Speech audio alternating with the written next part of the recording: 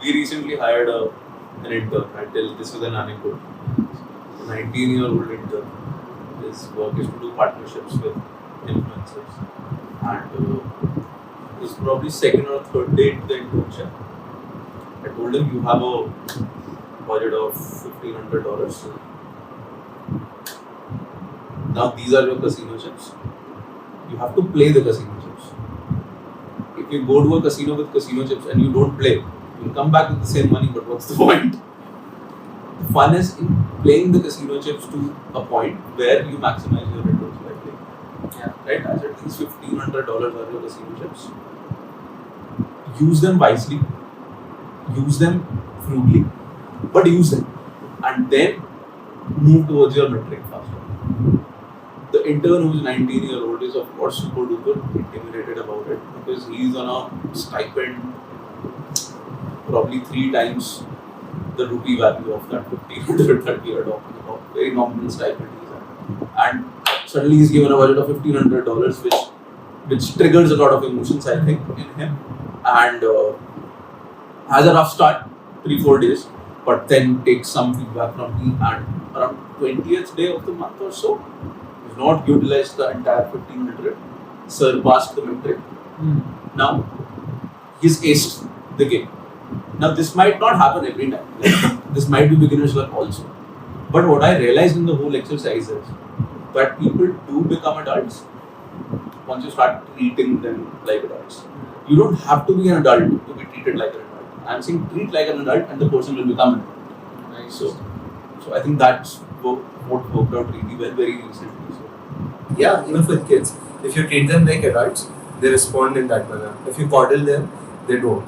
So it depends on how you treat them, is the way they will speak with you. If you start treating most of the kids you meet as adults, they will speak with you for hours because they feel respected and their voices being heard.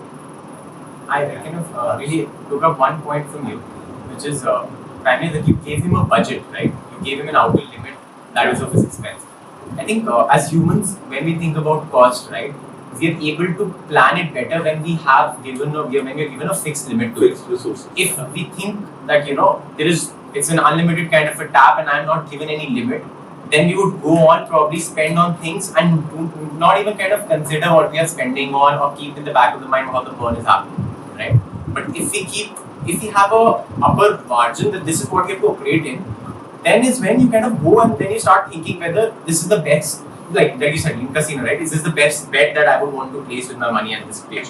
So depending on the level of the person in the company, you have to take that call whether you want to give that person a budget, whether you want to give that person the flexibility to you think that they can think through and kind of use it to the best of the company's use case.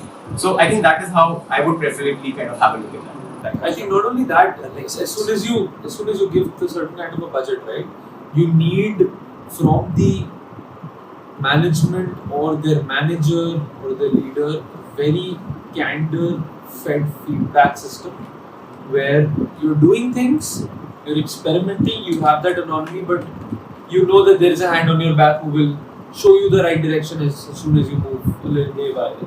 I think that candid feedback without the fear of talking to your manager is the most important. Because as soon as people start to fear their manager, they will not spend. They will.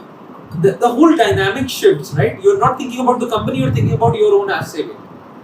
As soon as the whole company or majority of the company shifts to that kind of an attitude, suddenly progress goes out of the box. Then everyone is just trying to do progress to save their own ass.